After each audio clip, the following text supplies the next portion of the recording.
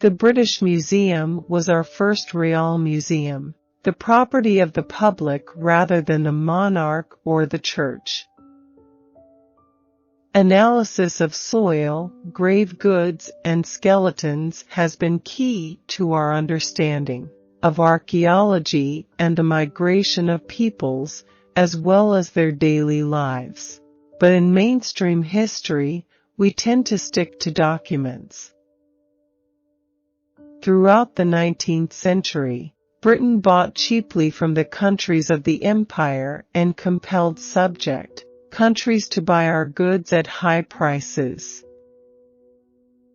Indeed, throughout much of history and in many cultures, redheads have been viewed with suspicion and fear and even killed because of their hair. The modern museum has multiple purposes: to curate and preserve, to research, and to reach out to the public. They challenge us and ask us to question our assumptions about the past or the world around us. When I was a child, one of my first games was a time machine which I made for my brother, a big box covered in silver and bits of cellophane. I'd close him up in it and joggle him and say, "We're in Victorian times now. And now we're in Egyptian times, and I can see all these pyramids and pharaohs." I love wearing green, and I like gray and black, but I don't think they really suit me. The motivations of kings in British history can generally be reduced to two: the quest for territory and the search for a male heir. No king was secure on his throne until he had a son, and no queen consort was ever really safe without a boy. Redheads were particularly persecuted during the European witch trials of the 15th, 16th, and 17th centuries. The color was associated with the devil, and the pale skin which most redheads have was thought unnatural and deathly. Women's stories have been neglected for so long unless they were queens. Exploring the history of women is a way of redressing that imbalance. I wonder if there'll ever be a time where you're not judged by your appearance. It seems that wherever you've got to, your appearance is always discussed. It's never said about men. We talk about a man's charisma, not his looks.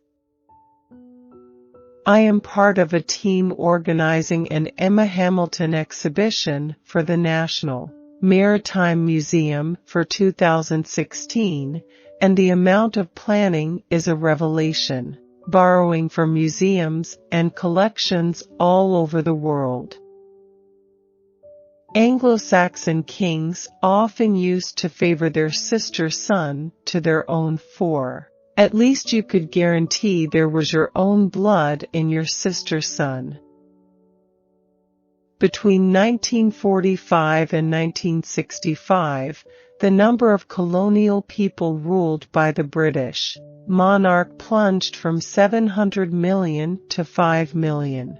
In 1956, just 3 years after the coronation, the Suez Canal crisis and Anthony Eden's humiliation ended all notions that Britain was a world superpower.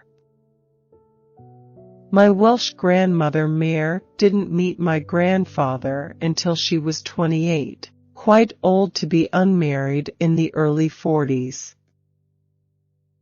One of Britain's big problems throughout history has been that we lust after consumer goods from elsewhere, but our friends overseas have been less enthusiastic about buying things we produce.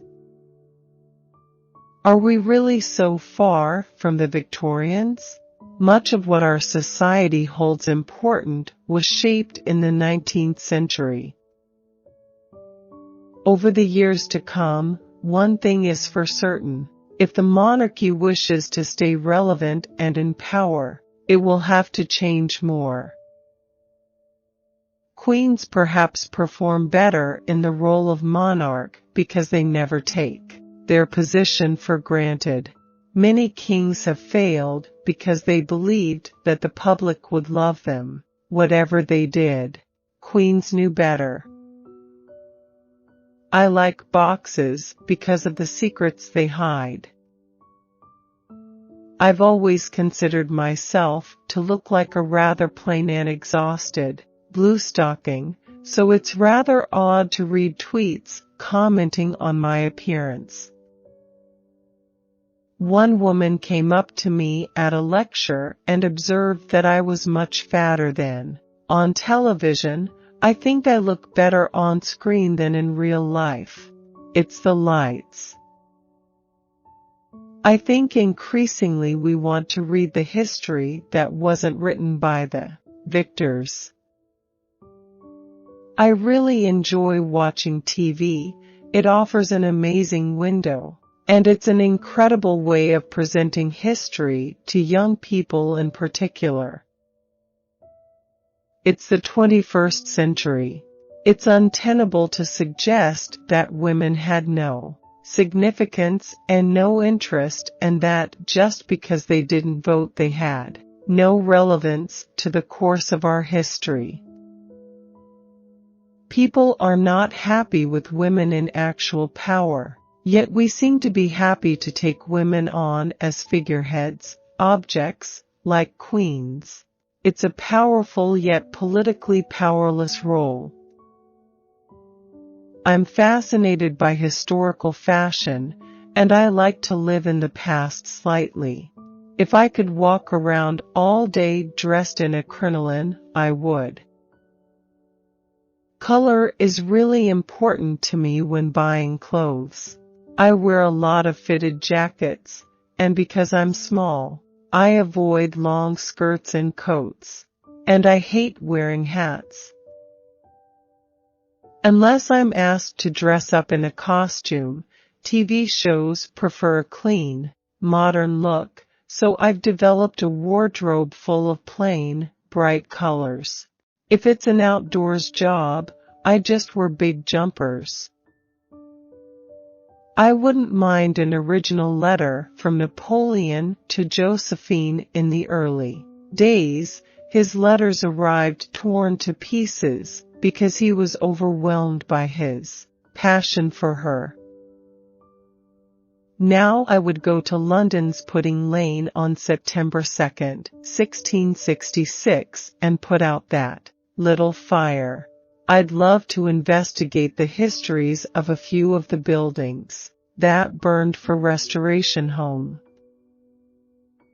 When Elizabeth II was crowned the sixth female monarch since the Norman conquest, the world lit up in her favor. British passion for Chinese tea was unstoppable, but the Chinese had no desire for our offerings, however much we tried to sell them woolen clothes or cutlery. Visit any bookshop in Europe, and the shelves are filled with English novels and non-fiction books in translation, while British bookshops stock mainly English and American works. As an older child, I was a huge End of Green Gables fan. The 19th century became the age of the museum. Objects were scrambled for, specimens seized, and friezes and antiques grasped. I've written extensively on Queen Victoria and Queen Elizabeth and seen up close how those women, who were born when the country hoped for a male heir, made their way as leaders. The centuries-old habit of privileging the male heir arose because monarchs were supposed to lead their country in battle, and only men were thought strong enough to do so. Precise historical reasons are difficult to pinpoint, but red hair, it seems, bestows a sense of otherness. Red is the color of blood and danger. 18th century matrons would have never have dreamed of appointing a red-haired wet nurse for their precious offspring. Redheads passed on their horrible characters through their milk.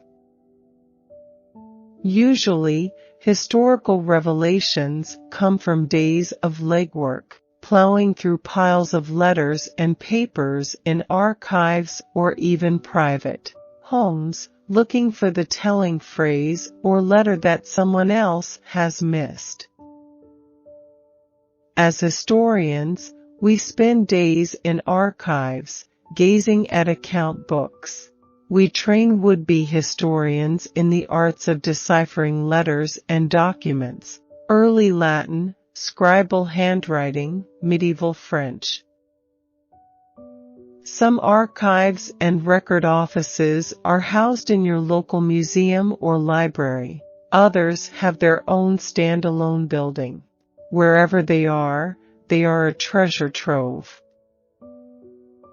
I receive many letters from people hoping to research their own houses.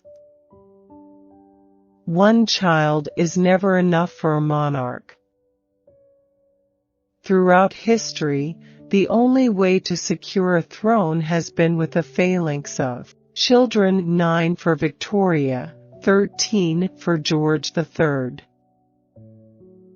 Britain's passion for Christmas and huge white weddings dates from Victorian times. Both were low-key celebrations before Victoria and her PR machine.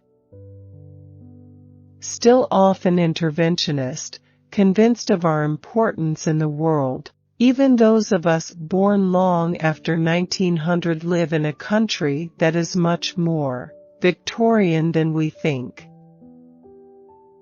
I chose my house because I loved the fact that there was a really busy road, with lots of things to stare at. I used to hate reading my old work, but now I'm rather fond of it. I quite like going through it in the hope of making it better.